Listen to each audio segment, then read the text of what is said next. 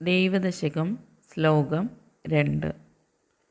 ഒന്നൊന്നായി എണ്ണി എണ്ണി തൊട്ടിണ്ണം പൊരുളൊടുങ്ങിയാൽ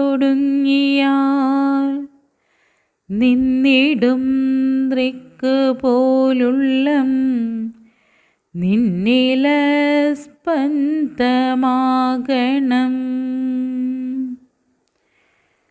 ഇവിടെ പറയുന്നത് ഒന്നൊന്നായി എണ്ണി എണ്ണി തൊട്ടെണ്ണും പൊരുളൊടുങ്ങിയാൽ നമ്മളുടെ ഇന്ദ്രിയങ്ങൾ കൊണ്ട് കാണാൻ സാധിക്കുന്നതെല്ലാം എന്താണ്? നമുക്ക് ഓരോന്നായി എണ്ണി എണ്ണി തീർക്കാനായിട്ട് സാധിക്കും. ഇവിടുത്തെ മരങ്ങൾ, ജലാശയങ്ങൾ, മറ്റു മനുഷ്യർ, ജീവജാലങ്ങൾ, ഇത് ഓരോന്നിനെയും നമ്മൾക്ക് ഓരോന്നിനെ എണ്ണി എണ്ണി നമുക്ക് തീർക്കാം. ഒന്നിൻ്റെ കാരണം എന്താണ്, എങ്ങനെ ഉണ്ടായി, അതെല്ലാം നമ്മൾക്ക് എണ്ണി തീർക്കാനായിട്ട് സാധിക്കും. പക്ഷേ നിന്നിടും ദൃക്ക് പോലുള്ള ഇതിൻ്റെ എല്ലാം കാഴ്ചക്കാരനായിട്ട് ആരുണ്ട് ഇവിടെ? നമ്മൾ ഇന്ദ്രിയങ്ങൾ കൊണ്ട് കാണുകയും കേൾക്കുകയും ചെയ്യുന്നു, നമ്മൾ പല പ്രവൃത്തികളും ചെയ്യുന്നു.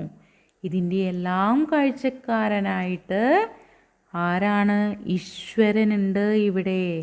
നമ്മൾ എല്ലാ പൊരുളും ഒടുങ്ങിയതിന് ശേഷം എവിടെ ചെന്ന് ചേരണം? നിന്നില സ്പന്ദമാകണം. ഈശ്വരനിൽ ചെന്നാണ് നമ്മൾ ചേരേണ്ടത്, അല്ലാതെ വേറെ എവിടേക്കും പോവുകയല്ല ചെയ്യണ്ടേ. അപ്പോൾ അതിനർത്ഥം നമ്മൾ വേറെ എവിടെയെങ്കിലും പോകാൻ സാധ്യതയുണ്ട് എന്നല്ലേ?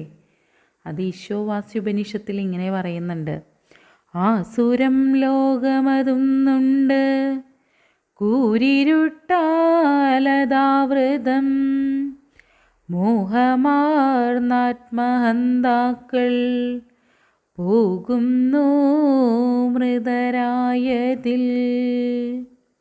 അതായത് ആത്മാവിനെ സ്വയം ശപിച്ചുകൊണ്ട് പ്രാഗിക്കൊണ്ട് ആരാണോ ജീവിക്കുന്നത് അവർ പരമമായിട്ടുള്ള ലക്ഷ്യത്തിലെത്തില്ല, അതായത് മോക്ഷം കിട്ടില്ല എന്നർത്ഥം.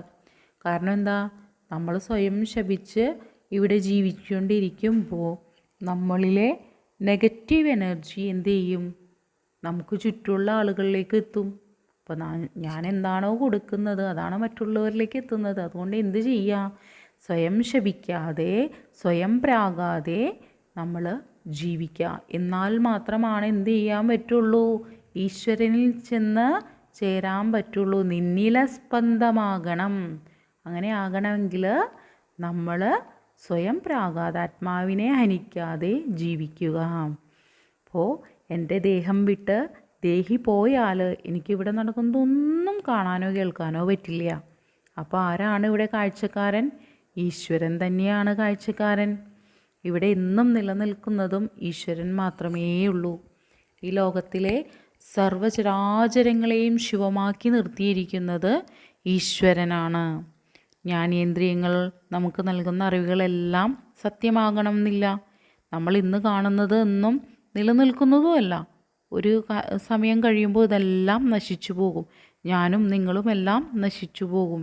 ആ സമയത്ത് എൻ്റെ ജീവാത്മാവ് എന്നെ വിട്ട് പോകുന്ന സമയത്ത് എന്ത് ചെയ്യണം? എൻ്റെ ദേഹം വിട്ട് ദേഹി പോകുന്ന സമയത്ത് ഞാൻ എവിടെ ചെന്ന് ചേരണം? നിന്നില സ്പന്ദമാകണം. ഈശ്വരനിൽ തന്നെ വന്ന് ചേരണം. അവിടെ തന്നെ ചെന്ന് ലയിക്കണം. ഈ വരികളിലൂടെ ഗുരുദേവൻ ഈശ്വരനോട് ഒരു മോക്ഷപ്രാർത്ഥനയാണ്, നമ്മൾ ഈശ്വരനോടുള്ള ഒരു മോക്ഷപ്രാർത്ഥനയാണ് ഈ വരികളിലൂടെ പറയുന്നത്.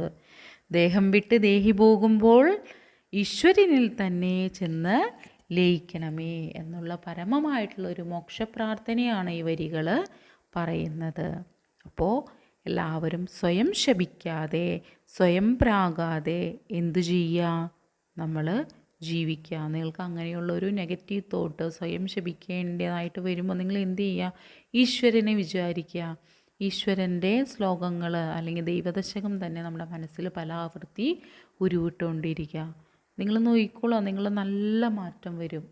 കാരണം നമ്മൾ എന്താണോ ചിന്തിക്കുന്നത്, നെഗറ്റീവായിട്ടുള്ള കാര്യങ്ങളാണ് ചിന്തിക്കുന്നത് എങ്കിൽ നമുക്ക് ചുറ്റുമുള്ള ആളുകളിലേക്ക് നമുക്ക് നെഗറ്റീവ് എനർജി സ്പ്രെഡ് ചെയ്യാനായിട്ടേ പറ്റുള്ളൂ.